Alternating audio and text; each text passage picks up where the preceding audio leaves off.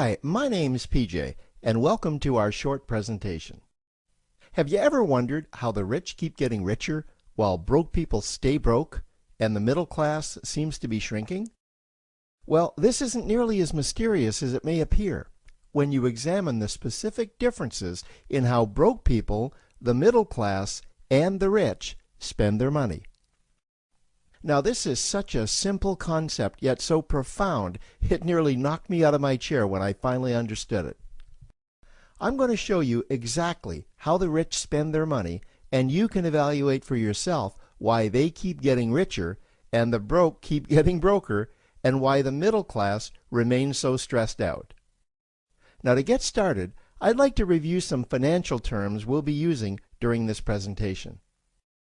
The terms that you need to be familiar with are cash flow, which means money you bring in, expenses, which means money you spend, assets. Now, this is the most confusing one. You're probably familiar with the traditional definition of an asset, which is something you own or have equity in. However, back in the 1990s, Robert Kiyosaki introduced us to a new definition of an asset in his groundbreaking Rich Dad, Poor Dad series of books. Robert taught us that an asset is something that pays you, and that's the definition we'll be using here. Liabilities is the last term, and it's defined as things that cost you money. As an example, a house is typically viewed as an asset, but can it actually be a liability? Yes, with our revised definition, anything that costs you money is a liability, not an asset. If you have a mortgage, your house is an asset to your banker because it pays him or her every month. But could a house also be considered an asset to you? Yes, in the right circumstances it could, when it pays you money. Let's say you buy a house and you rent it out, and it paid you a positive cash flow every month after all expenses. That would then be considered an asset. Now, one more time with the terms, just to be very clear before we continue. Cash flow is money you make. Expenses, that's money you spend. An asset pays you, and a liability costs you. Now let's take a look at how broke people spend their money. Now, when I say broke people, I'm not referring to the destitute. I'm speaking about that large portion of our society that lives from paycheck to paycheck and who never seem to have any money. In fact, most times there's more month left at the end of their money, and I'm sure many of you can relate to that group. On payday, broke people buy what I'm going to call stuff. Well, what's stuff? Well, that's inexpensive things that people buy that they don't really need to survive. You go into someone's house and you can't find any counter or tabletop space in the whole house because of all the stuff on it. Their house and their cars are full and cluttered with stuff. Well, where do they get all this stuff? They buy it at the flea market, at the garage sale, at the dollar store, at the craft show. So cash flow comes in and then it goes straight out the expense column to buy stuff. You see, broke people never really educate themselves on assets and liabilities. They justify buying all of this stuff by claiming that it costs so little. But over the years, it's all they ever have. The problem is their cash flow never produced or created more cash flow. Now, please understand, I'm not undermining or taking any shots at this or any group. I just see a lot of financial difficulty out there, and it really doesn't need to be that way. Creating wealth isn't a mystery, it's a formula. The only reason someone doesn't create wealth is because they either don't know the formula or they don't apply the formula. Now let's take a look at the middle class. The middle class is the group that society mistakenly thinks are rich. They're not. Yes, they typically earn a six-figure income, and many of them appear rich, but it's what they buy with their money that keeps them prisoners of the middle class. What they typically buy are liabilities. Remember the definition of a liability? Things that cost you. By buying liabilities, the money gets pushed up and out their expense column. Liabilities are items like cars, boats, houses, airplanes, credit card debt. Now let's see just how this happens. The middle class gets a nice paycheck, let's say $10,000 for the month. They then split that down the middle and they pay their monthly expenses with half, and with the other half, they make a down payment on a new car. The car costs $5,000 down, and after they add on the insurance and the maintenance, that liability now costs $1,100 new dollars every single month. A few months go by, and they want a boat, then a vacation home, a Rolex watch on their credit card, a vacation on their credit card. And before you know it, their liabilities have raised their expense levels to near or above their income levels. They actually spend equal to or more than they make, meaning that they have to go to work and make a certain amount of money every single month just to cover their liabilities.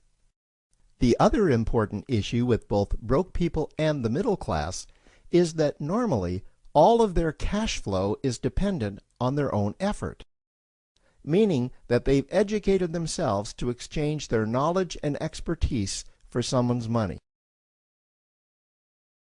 Also, the money they earn is usually the highest taxed form of income. Here's an example. An attorney is knowledgeable about law, so people pay him or her in exchange for that knowledge on an hourly basis. The problem here is that if the attorney isn't sharing that knowledge with a client, then the attorney isn't making any money. This causes lots of stress and anxiety in their lives, and if you ever ask them to take an afternoon off to play golf with you, well, they very rarely can because of how much money it'll cost them to take that time off. On the surface, life's pretty good. The reality is that it's a roller coaster ride. That's the middle class. Now, I know this group very well because for a great deal of my adult life, that was me.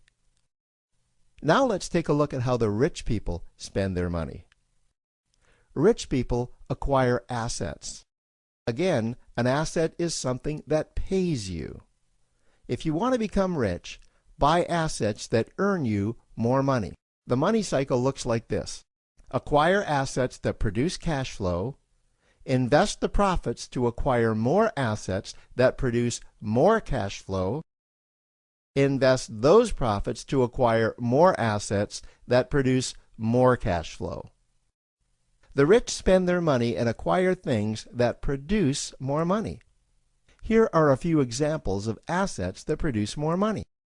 Investments are the obvious ones: stocks, bonds, real estate. Education is another asset. If you learn how to do something that produces more money for you and you actually do it, that's buying an asset.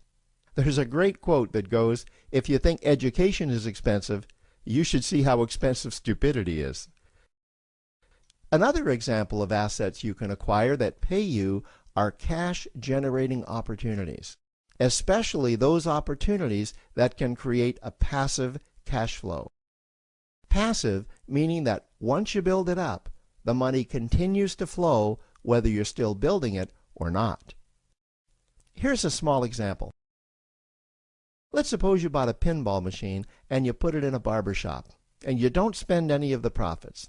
You save them until you can buy another pinball machine and put it in another barber shop. This, by the way, was Warren Buffett's first business. If you don't know who Warren Buffett is, he's one of the top 2 richest men in America.